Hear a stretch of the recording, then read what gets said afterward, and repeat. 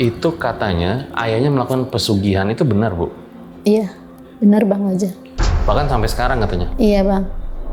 Saya di kamar mandi, mengambil wudhu, depan mata saya Bang.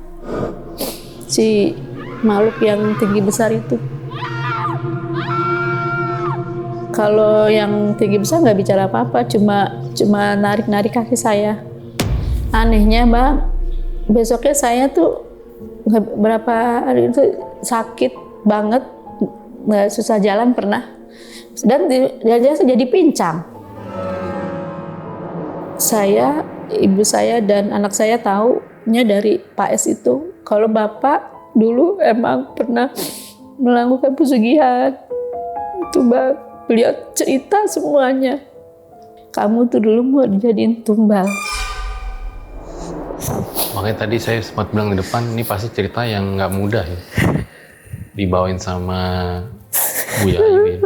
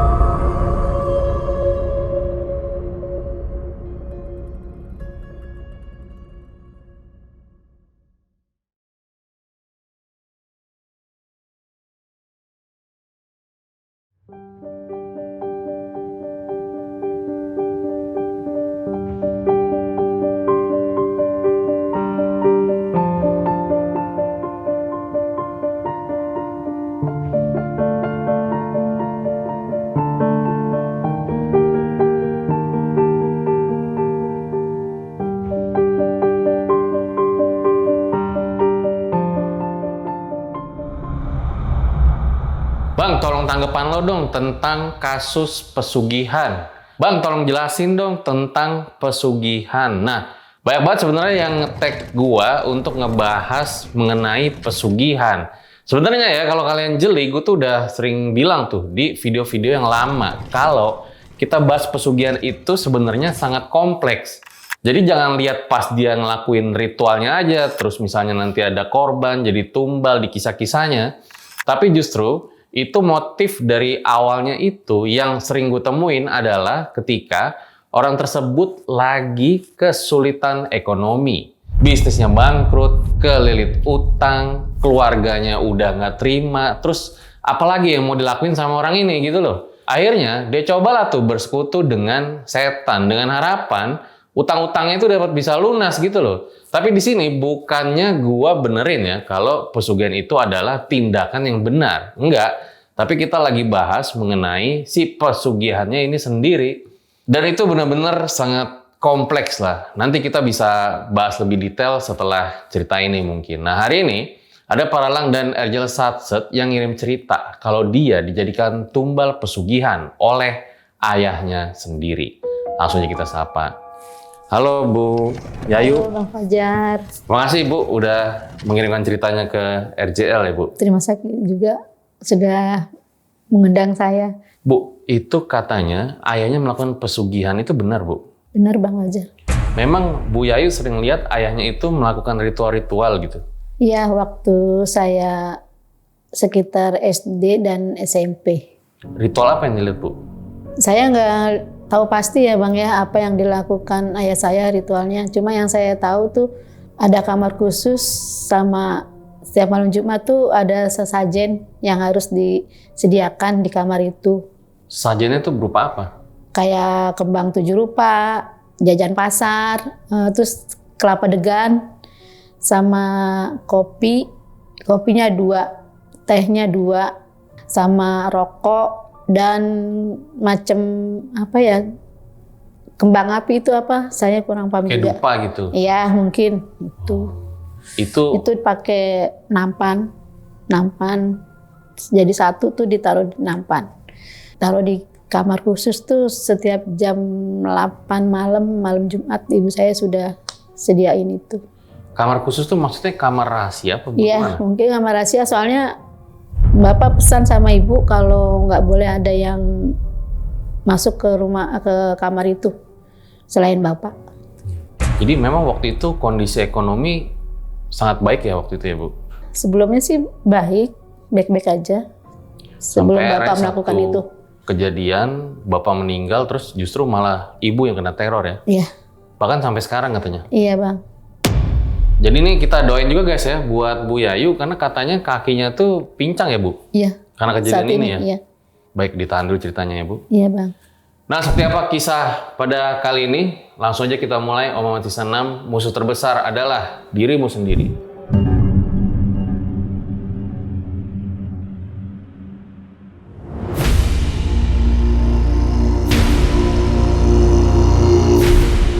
Ini mungkin salah satu cerita yang agak berat diceritain sama Bu Yayu ya. Ditambah juga kejadiannya itu terjadi di masa lampau.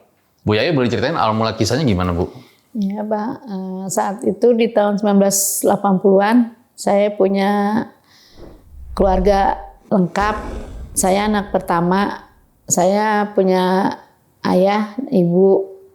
Saat itu ekonomi bapak saya dibilang cukup sih walaupun keadaannya rumah tinggalnya masih kontrak, masih petakan, 3 petak.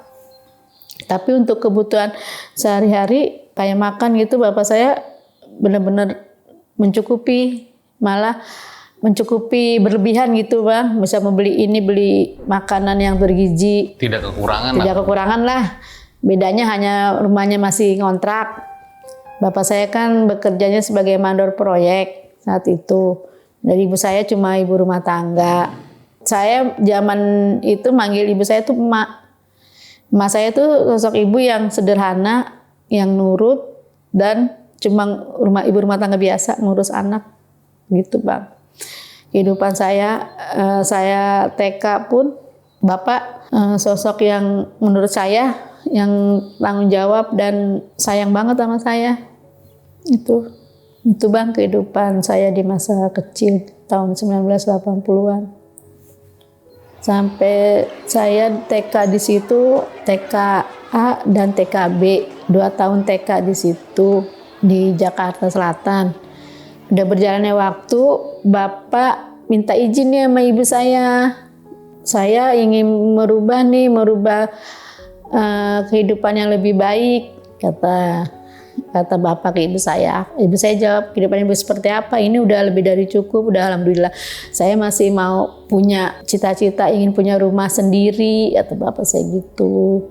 Saya masih mau lebih lagi kerjanya tidak hanya berprofesi sebagai mandor tok gitu ya, sebagai mandor doang. Saya pengen punya lebih dari itu katanya, pengen punya proyek sendiri katanya. Kata ibu saya modal dari mana gitu, itu kan perlu modal besar kata ibu saya gitu. Bapak saya jawab, kayak makanya solusinya hanya satu, saya harus ke Jawa itu kata saya. Itu diutarakan beberapa kali sih Bapak ngomong seperti itu. Cuma mungkin dalam kesibukan beliau ya, Bang belum bisa untuk ke Jawa. Nah menjelang saya udah TK, menjelang saya mau masuk SD,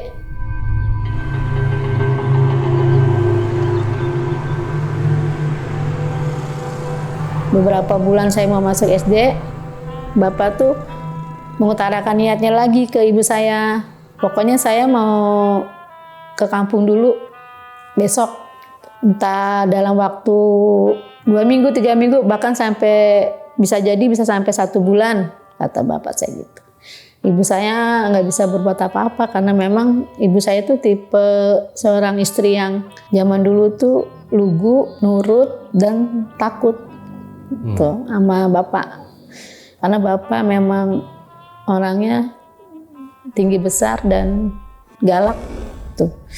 Nah akhirnya Bapak pergi tuh ke Jawa. Kami ditinggal tuh saya hanya dengan ibu saya. Terus waktu itu adik saya udah ada Bang yang nomor 2 nih, yang cowok, tapi masih bayi. Udah ada adik saya. Nah, Bapak pergi tuh pamit.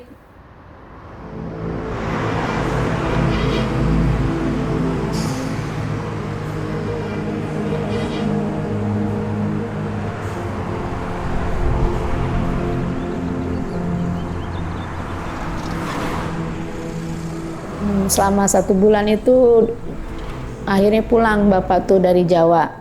Pas Bapak pulang tuh paginya, Bapak tuh bawa bungkusan itu yang dibungkus kain putih. Ternyata pas dibuka itu sebuah keris. Keris yang ukurannya tidak kecil, tidak besar, sedang. Dan bentuknya ukiran kayak gitu, warna coklat. Nah besoknya beberapa hari kemudian, setelah Bapak pulang dari Jawa itu, kayak ada perubahan drastis dengan keuangan atau ekonomi Bapak gitu ya. Bapak tuh ngabarin ke ibu saya dan saya kalau Bapak ternyata diam-diam itu dulu tuh sebelum ke Jawa itu mencoba untuk daftar proyek, dan ternyata pulang dari Jawa proyek itu dimenangkan oleh Bapak, jadi menang tender. Itu tender pertama, proyek pertama Bapak itu di Jakarta Pusat, membuat lahan parkir itu yang kayak di mall-mall gitu Bang. Itu tender pertama. Sampai akhirnya setelah berhasil tuh membangun lahan parkiran, dipercaya membangun asrama instansi pemerintah. Dilalanya kenapa kok pas saya mau lulus SD gitu loh, udah TK nih, sampai Bapak bilang besok yuk kita pindah gitu, kita udah punya rumah sendiri gitu. Bapak bilang kok bisa secara dadakan gitu. Emang rumahnya udah ada, kata saya gitu ya. Udah pokoknya tinggal ini aja, kamu sama ibumu tinggal masuk dan beres, kata Bapak saya gitu. Emang kita mau pindah di mana, kata saya. Kita pindah daerah Jakarta Pusat, rumah sendiri. Bapak capek ngontrak terus, katanya gitu. Dah, apa kebetulan kita saya lulus TK.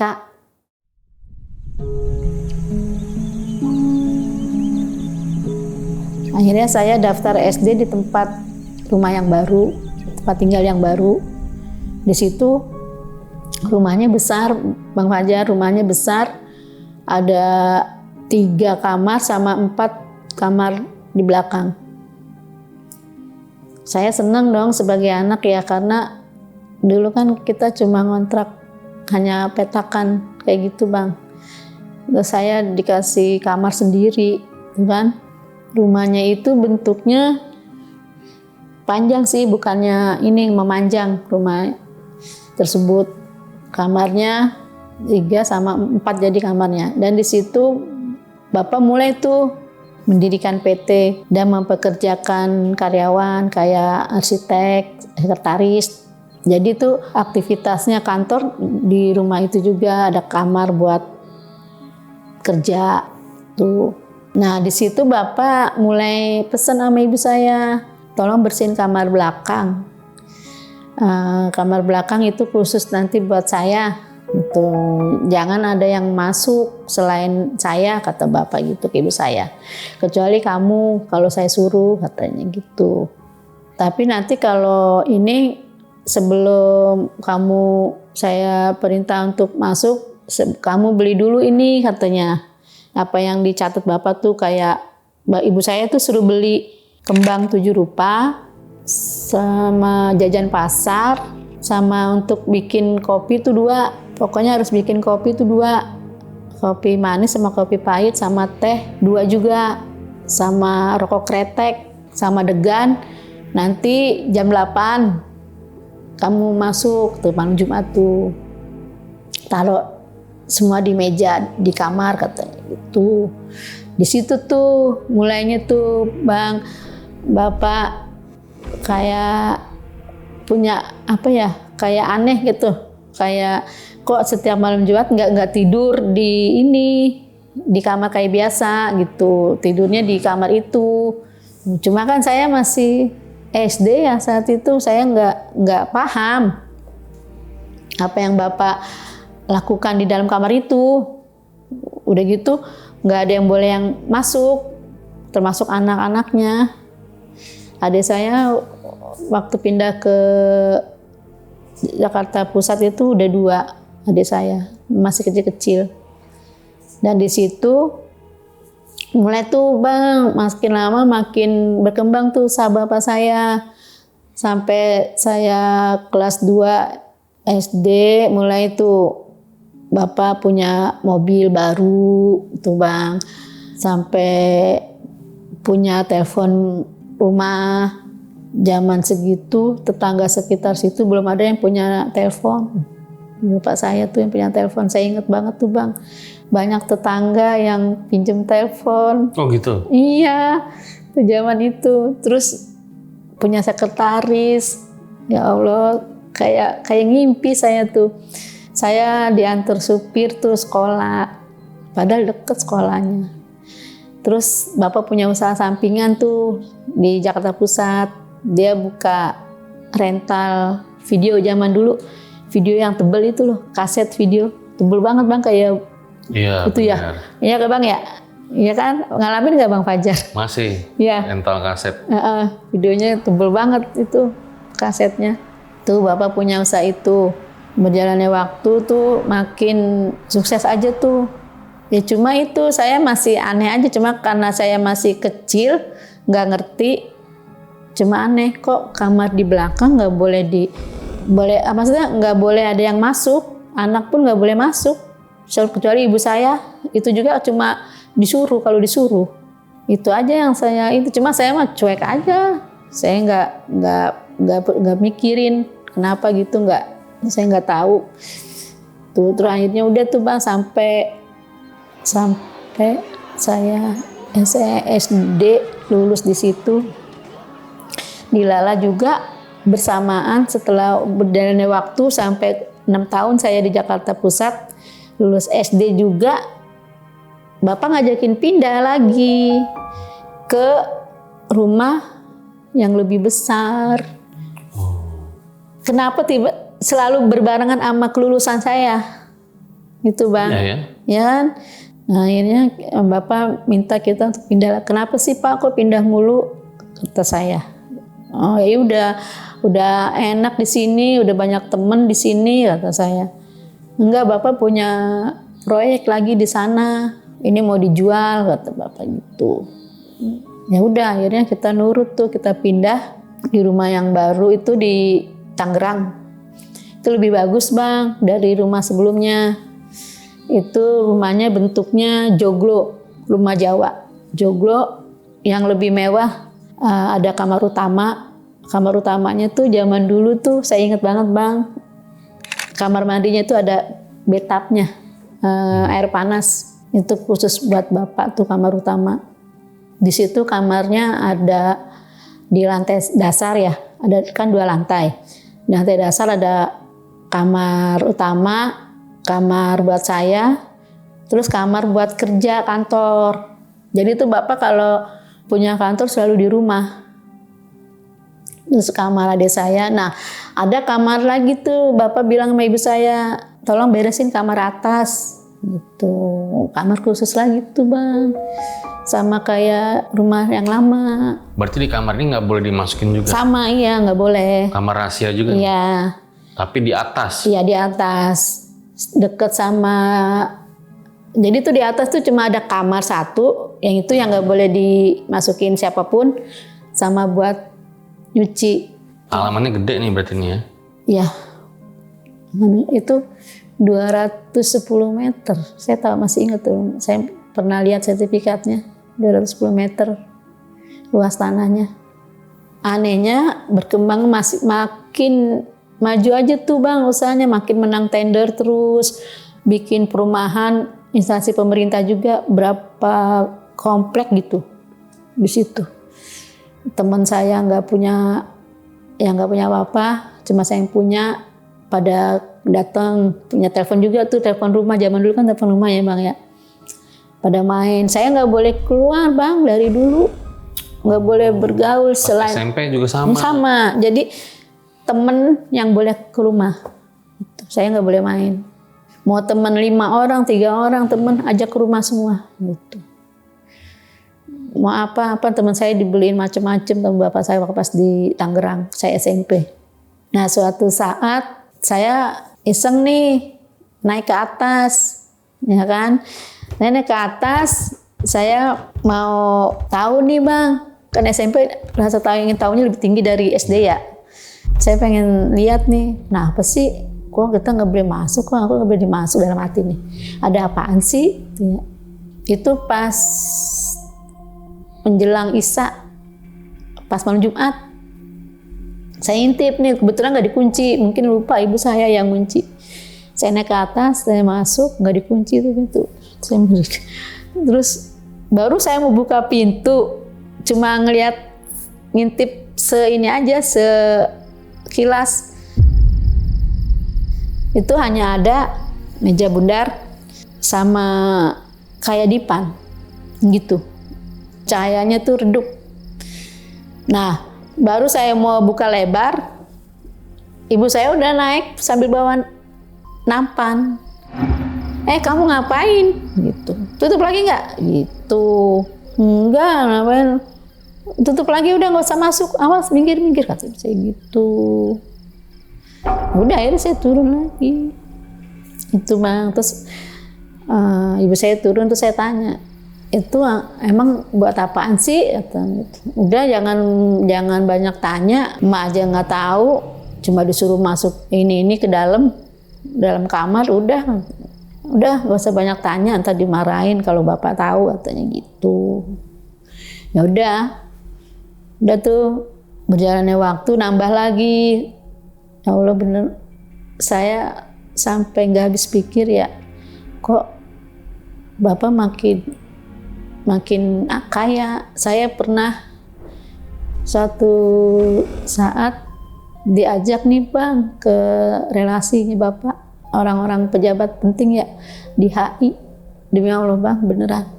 Saya pernah diajak ke HI tuh Indonesia zaman dulu tuh untuk ketemu orang-orang penting. Kata saya, ya Allah kok bapak saya sekarang kayak gini ya. Gitu. Saya nggak nyangka aja.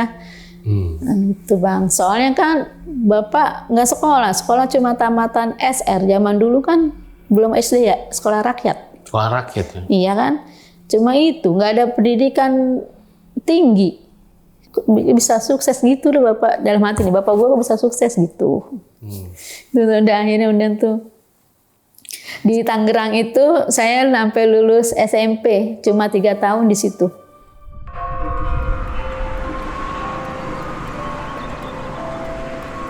Akhirnya bang, tahun 2000-an kita pindah nih ke Jawa. Saya SMA-nya di Jawa tuh bang. Bapak juga di Jawa, pindah. Saya nggak tahu kenapa, sebab dan apanya saya nggak tahu. Tuh rumah dijual. Bapak juga nggak bilang. Tuh pindah ke Jawa. Bapak di Jawa usaha sapi peras. Lumayan banyak, 30 ekor saat itu. Susu gitu ya? Susu iya. Tiap pagi saya minumin susu sapi murni. Terus udah sama beberapa tegalan. Tuh bapak di situ usahanya berkebun, dia tuh nanam tanaman. Kan kalau di daerah sana kan hawanya dingin. Jadi yang ditanam cuma sayuran gitu bang, nggak ada padi, nggak ada. Yang proyek-proyeknya masih? Nggak, udah nggak. Oh makanya ganti itu? Iya, saya juga nggak tahu kenapa. Karena saya nggak pernah diajak rundingan sama bapak. Terus saya menuntaskan SMA-nya di Jawa, saya lulus tahun 2005. Akhirnya saya menikah tuh tahun 2005. Setelah lulus di tahun yang sama saya menikah. Dan saya pisah rumah tuh di Jawa Barat ikut suami. Nah, saya nggak tahu kehidupan kondisi rumah bapak, keadaan bapak sama mama adik gimana, saya kurang paham. Saya ikut suami tuh bang tahun 2005 sampai tahun 2009 nggak akhir, saya dapat kabar kalau bapak tuh pindah 2009 ke Bekasi. Terus nanti kalau mau main ke sini aja tuh. Akhirnya saya baru punya waktu main ke tempat bapak yang di Bekasi itu akhir tahun 2009. Pas tahun baru, pas mau tahun baru.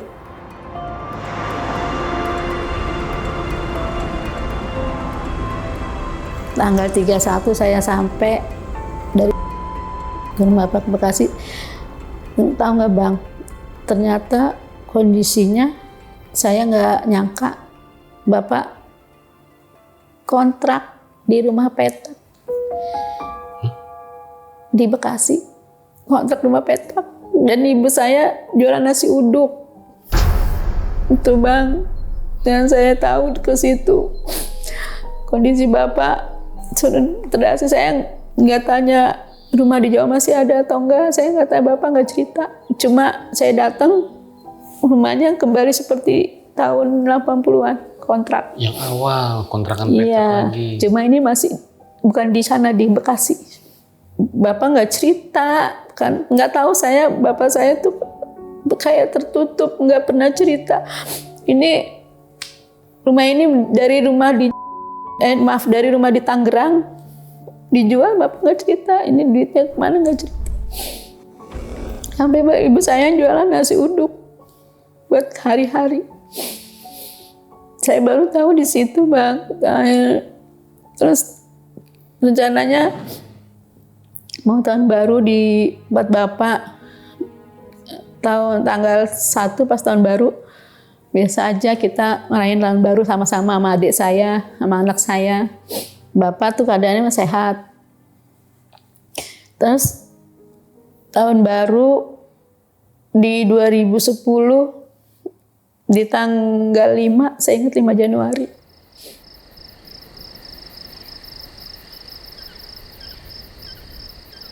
Malamnya bapak nggak ada.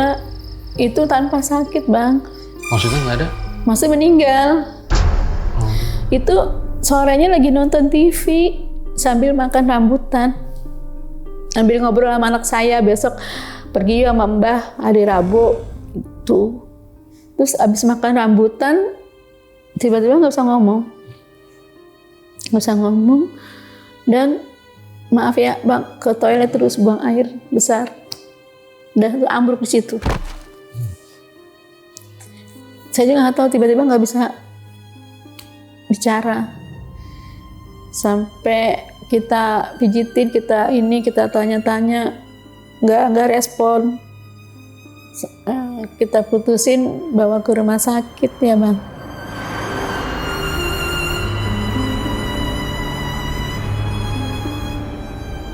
Di perjalanan itu menggunakan taksi.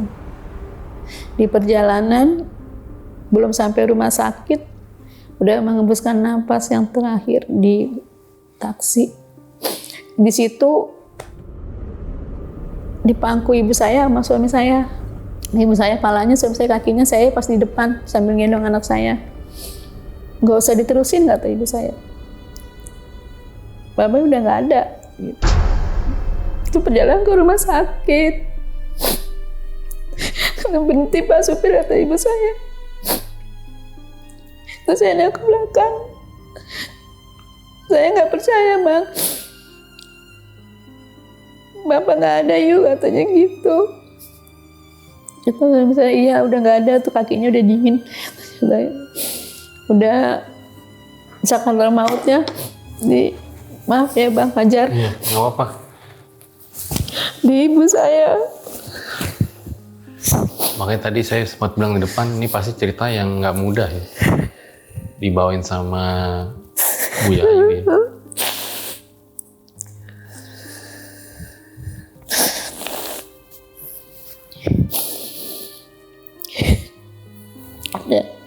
Adik saya kan di motor ngikutin dari belakang kan sama anak saya yang besar. Bisa diputar balik. Kami nggak nyangka aja Bang, tiba-tiba meninggalnya dalam keadaan sehat.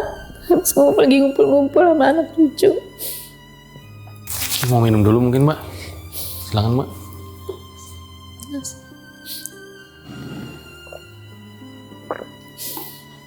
Kayak ada yang hilang jiwa saya, kehilangan bapak.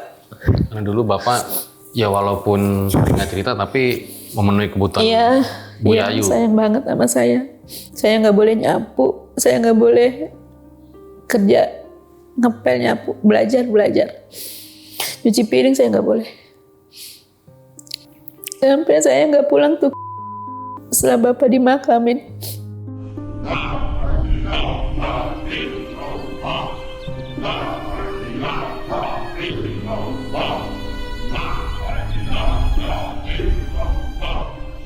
Saya nemenin ibu saya sampai bertahun-tahun di Bekasi. Akhirnya dimakamin di Di Bekasi Bekasi itu. di TPU Jatisari. Kita terima udah ikhlas ya, udah ikhlas. Tapi saya merasakan kejadian aneh tuh di tahun 2012.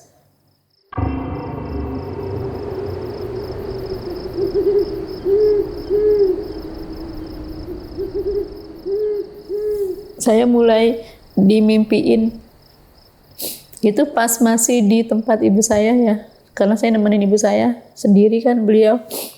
Oh akhirnya Bu Yayu tinggal sama ibu Iya, di kontrakan Bekasi itu. iya, Suami ikut juga? iya.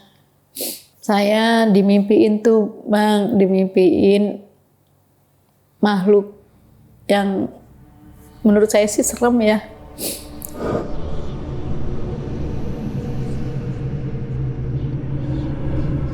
Makhluknya tuh tinggi besar, matanya merah, ada tanduknya gitu. Itu selalu datang di mimpi saya. Sama kakek bungkuk buruk rupa. Jalannya kayak Mbah Semar gitu, Eyang Semar. Cuma mukanya buruk, serem. Itu. Saya selalu dimimpiin makhluk itu dua-duanya. Mimpinya kayak gimana? Kalau yang tinggi besar nggak bicara apa-apa, cuma narik-narik kaki saya. Narik kaki? Iya, narik kaki saya. Kalau yang kakek itu pernah bilang dalam bahasa Jawa itu meluwo do, meluwo. Ikut aja do, ikut neng, ikut gitu sambil narik kaki saya. Ini posisi mimpinya tuh lagi di ruangan? Di kamar. Oh di kamar. Lagi di tengah malam, saya lagi tidur jam 2:30 jam 2 di bulan apa ya saya. Mimpinya itu di kamar juga rasanya? Iya, di kamar. Saya terbangun tuh. Saya jerit karena kesakitan.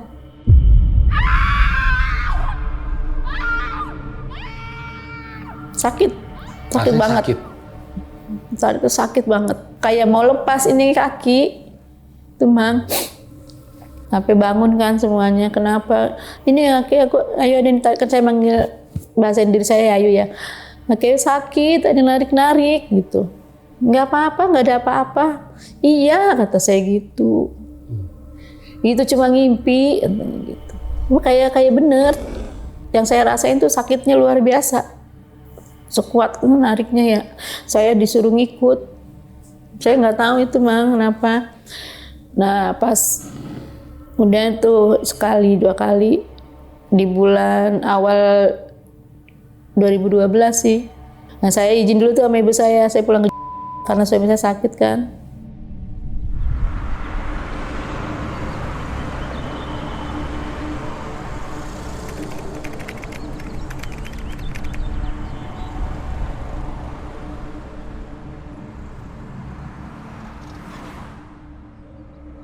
Di akhir tahun 2012 saya meninggal.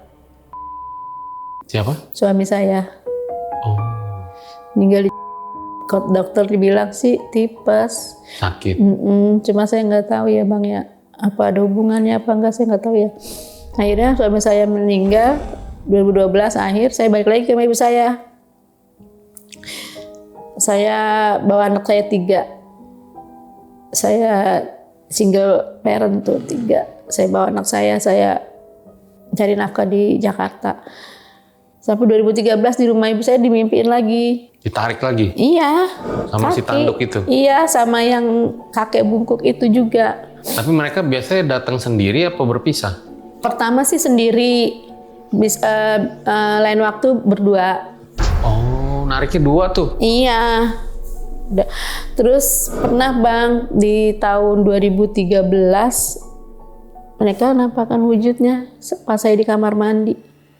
Saya di kamar mandi mengambil wudhu jam 11 malam. Depan mata saya Bang. Si makhluk yang tinggi besar itu.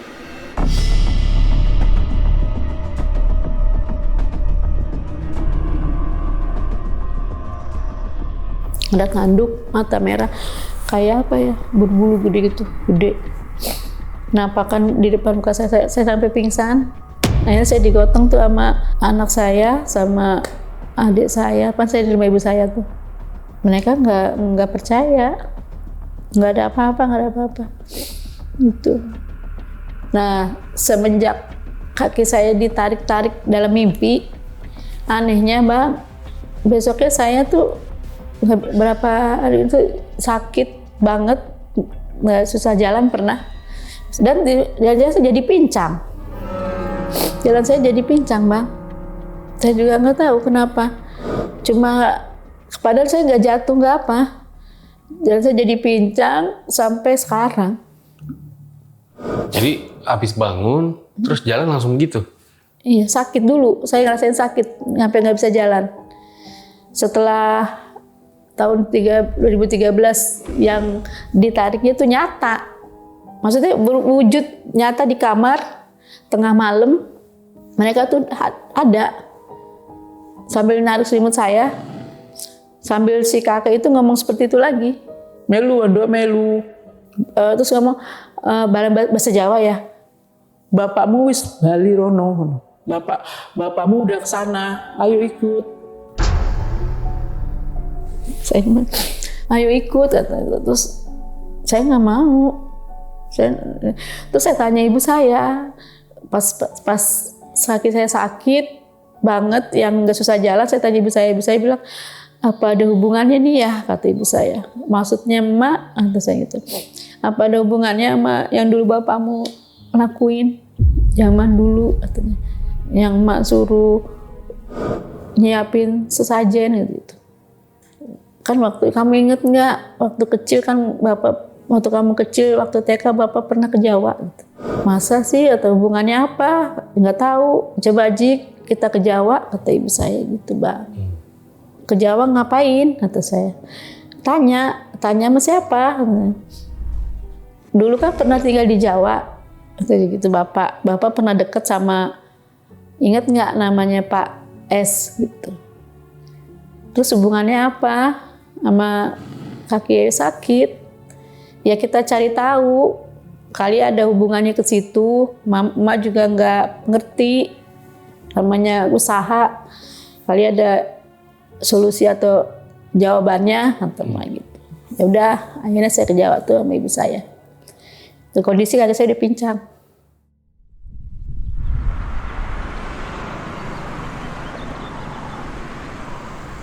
Kita ke Jawa tahun 2013 tuh, kita nemuin langsung ke Pak S. Pak S ini orang kepercayaan Bapak lah ya? Iya, dulu kan dia berkecimpung di dunia ilmu hitam, yang saya tahu dulu. Beliau tuh deket banget sama Bapak. Nah, saya ketemu dia tuh, saya minta ibu saya cerita almarhum Bapak ya, yuk. Iya, saya udah dengar katanya gitu. Sebentar. Berarti sama ibu berdua aja nih ketemu sama Pak S ke Jawa? Sama anak saya yang besar. Oh, bertiga. Oke.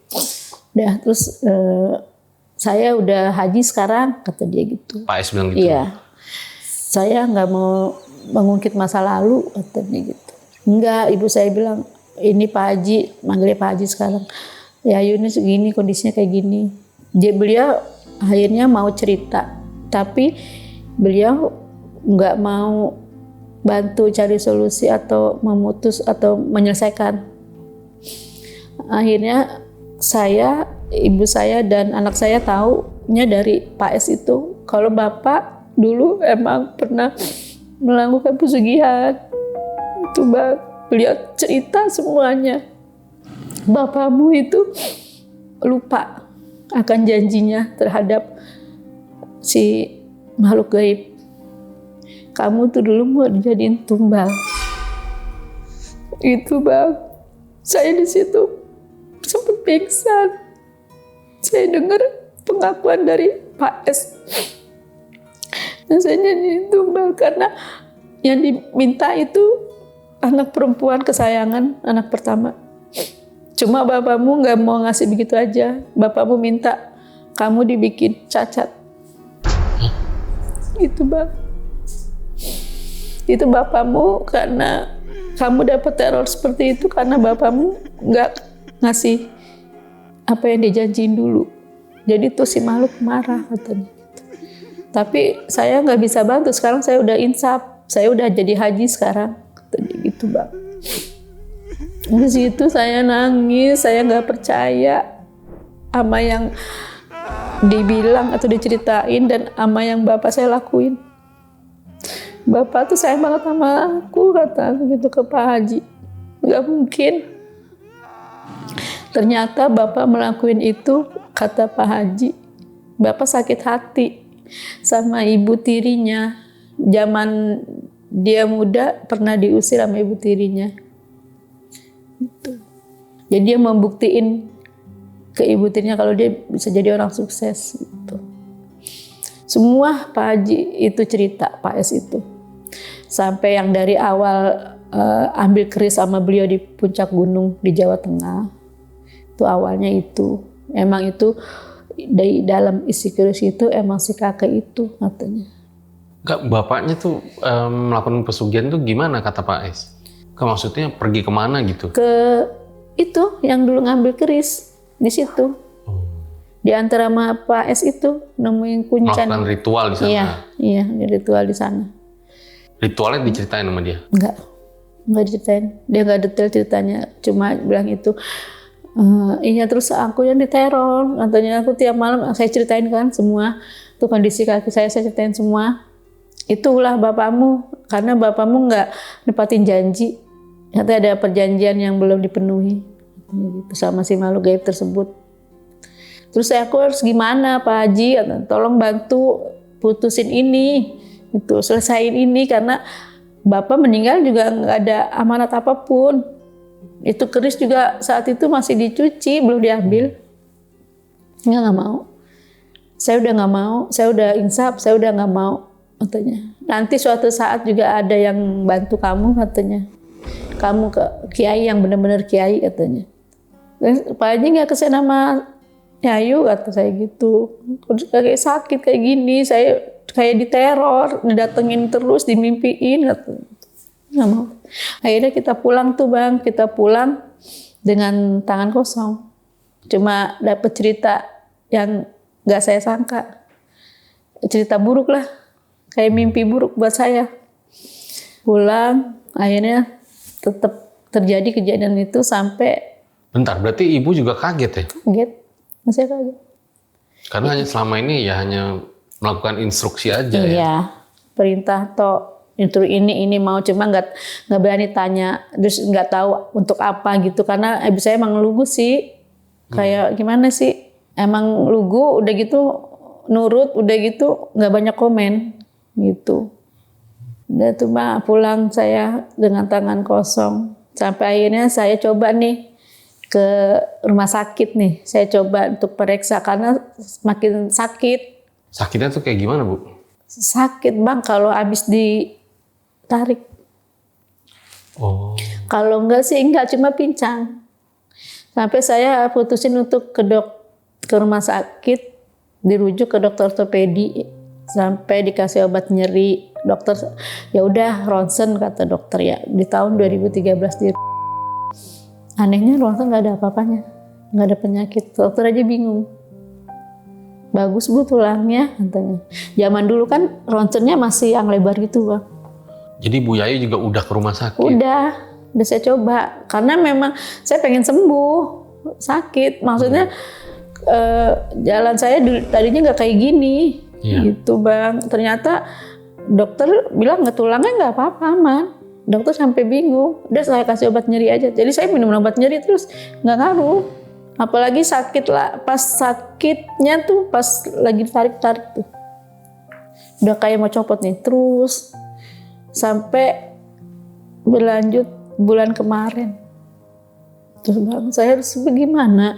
Saya ngerasain bertahun-tahun kayak gini. Terus saya sampai jadi apa ya? Jadi menghujat Bapak lagi, kayak benci ke Bapak. Kok Bapak bisa tega sama saya? Bapak sehari-harinya sikapnya baik, sayang sama saya. Setelah saya mendengar cerita dari Pak Haji itu, saya nggak nyangka, Bang. Sampai yang ada sayanya pasrah. Saya nggak tahu harus kemana. Ibu saya sekarang udah sepuh kan ya. Adik saya nggak percaya karena adik saya waktu itu masih kecil-kecil. Nggak percaya. Saya ceritain ke adik saya soal saya ketemu Pak Haji di Jawa pun, adik saya nggak percaya. Jadi saya bingung, Bang, harus seperti apa. Sampai saya Tisu. makasih Bang Fajar. Sampai saya nggak bisa beraktivitas mencari nafkah seperti dulu gitu, Bang. Saya kan dulu single parent. Ya apalagi nggak ada suami ya. Iya. Sampai saya merasa bersalah sama anak saya. Karena untuk aktivitas seperti dulu lagi Sulit. Bang. Aneh. Apalagi anak juga belum dewasa gitu ya. Iya, sekarang saya udah dewasa. Cuma yang saya bikin tenang, si makhluk itu nggak ganggu saya. Kalau anak saya pulang, anak saya kan mondok. Kalau anak saya pulang, anak saya selalu ngaji, itu nggak ada gangguan. Tapi kalau lagi nggak ada. Kalau nggak ada saya sendiri. Sekarang kan saya sendiri. Ibu saya ikut adik saya di Surabaya. Saya sendiri. Minum dulu Bu, mungkin Bu silakan Bu. Ya Bang Fajar, Bapak aja minum. Makasih ya. Mari, bismillah. Gitu Bang Fajar. Katanya pernah juga di tahun-tahun pada saat itu kesurupan sama. Iya, anak saya tahun 2021. Anak saya yang besar, sekarang rumah tangga, usianya 30 tahun. Itu dia memang peka. Dimasukin tuh mbah bapak saya. Malam Jumat, maghrib. Di situ bapak saya nangis. Maafin Bapak, yuk. Kamu jadi begini karena Bapak, kata dia gitu. Bapak minta maaf, kata dia gitu, Bang.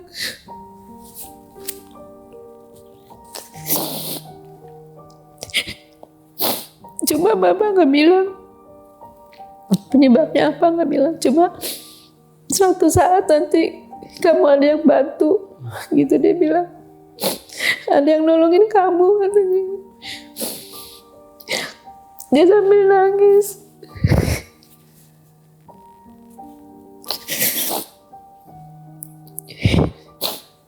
Cuma bilang itu ke tubuh anak saya. Dan terus dia pergi. Cuma bilang pesan, suatu saat nanti ada yang bantu, kamu akan sembuh, katanya. Ya baik lagi guys ya, karena memang apa yang Bu Yayu alamin ini kan masih terjadi sampai hari ini gitu kan, dan kejadiannya panjang gitu. Makanya kalau misalnya kalian punya saran buat Bu Yayu, boleh banget komen di bawah, karena nanti pasti akan dibaca sama Bu Yayu ya Bu. Terus tadi yang pas kesurupan yang ngaku sebagai ayah gitu ya, suaranya memang mirip. Bapak, iya. Suaranya mirip. Bapak. Makanya ini belum ada yang bisa ngungkap apa ya, dibilang tabir ya.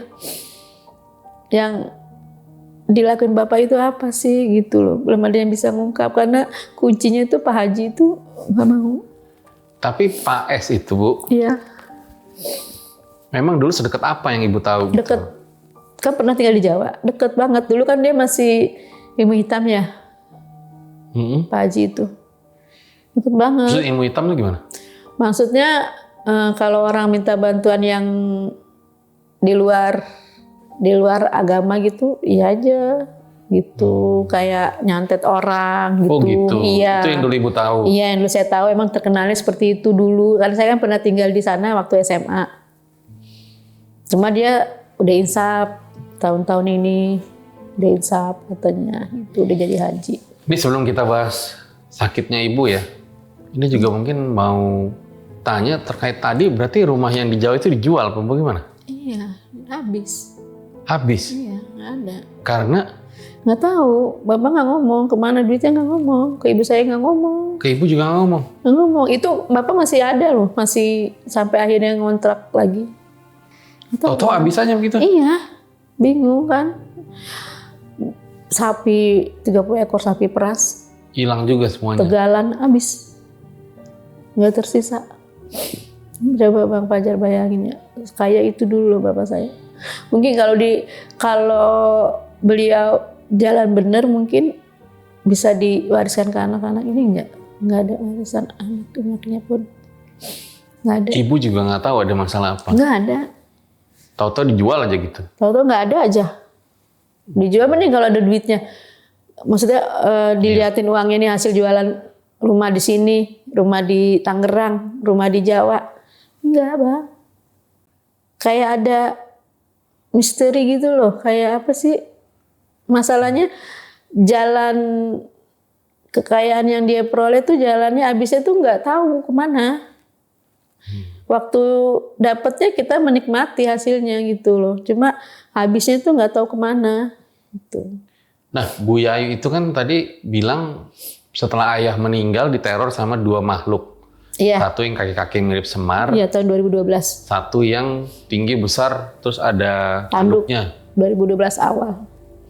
Itu apakah ibu terus adik-adik keluarga lain ada yang pernah lihat sosok itu? Anak saya yang peka itu. Pernah lihat pas saya ditampakin itu kan. Iya. Kan sayanya pingsan. Terus saya yang lihat makhluk itu. Sama. Lihatnya di mana katanya? Kamar mandi. Ya kan bisa lihat juga tuh.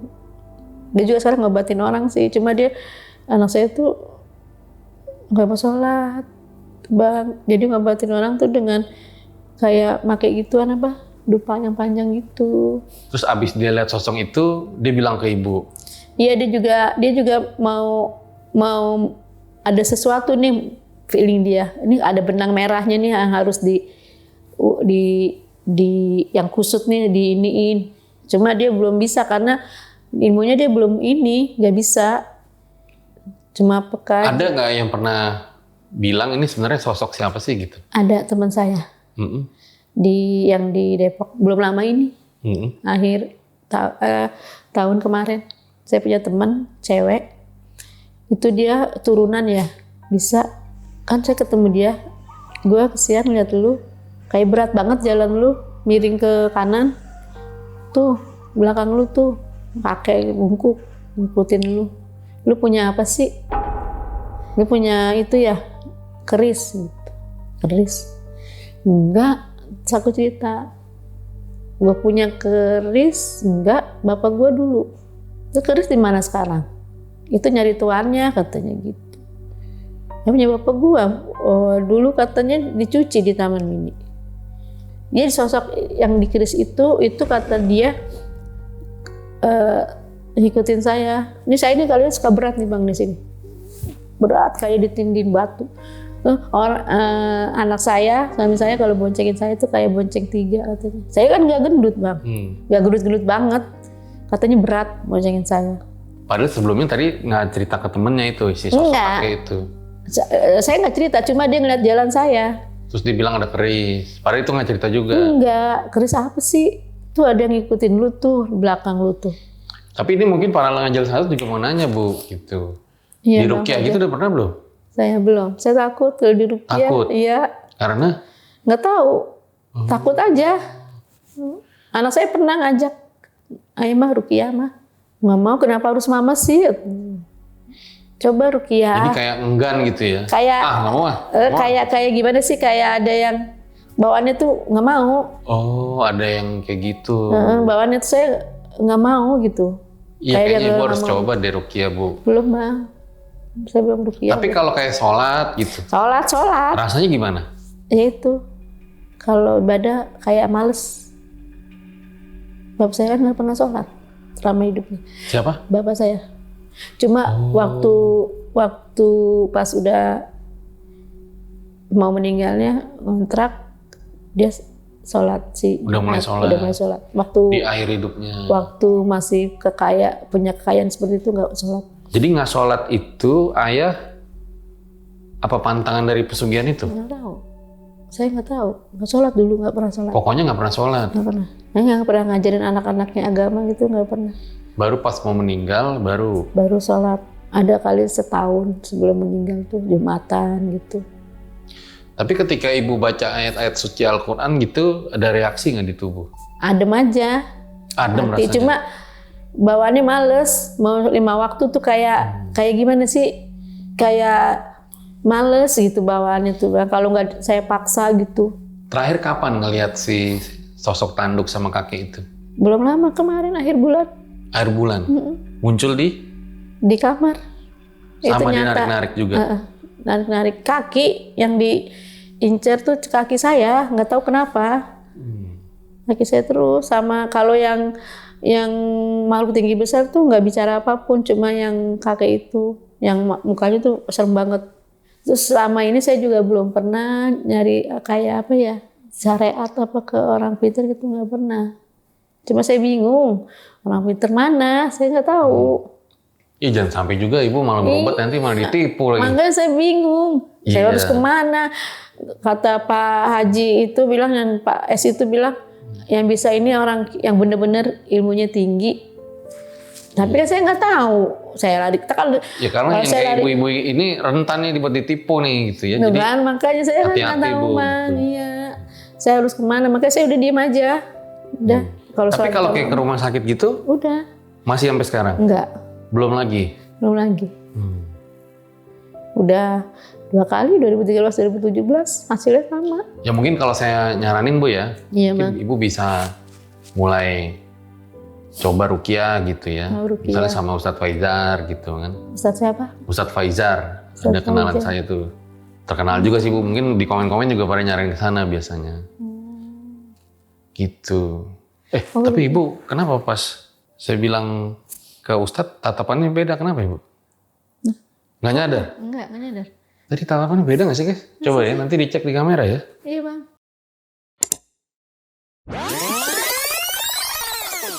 Coba ruqyah gitu ya. Oh, ruqyah. Misalnya sama Ustadz Faizar gitu kan. Ustadz siapa? Ustadz Faizar, Ustadz ada kenalan Faizar. saya tuh.